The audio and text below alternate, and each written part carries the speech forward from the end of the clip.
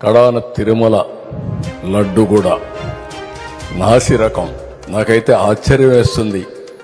ఎన్ని కంప్లైంట్ చేసినా కడాన వెంకటేశ్వర స్వామి పవిత్రతను దెబ్బతీశారు. ఎన్నోసార్లు చెప్పాము. అక్కడ ఎంత దుర్మార్గంగా ప్రయత్నం చేశారంటే అంత దుర్మార్గంగా ప్రవర్తించారు. కడాన అన్న దానంలో క్వాలిటీ ఆఫ్ ఫుడ్ లేకుండా చేశారు. దేవుని దగ్గర పెట్టే ప్రసాదం అపవిత్రం చేసే విధంగా ఓసారి బాధేస్తుంది.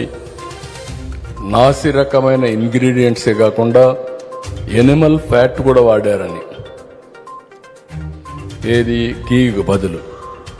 ఈరోజు స్వచ్ఛమైన గీ తెమన్నాం, ప్రక్షాళన చేయమన్నాం.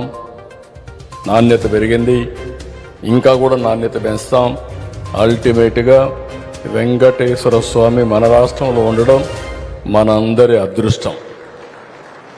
ప్రపంచం అంతా మన దగ్గరికి వచ్చే పరిస్థితికి వచ్చారు.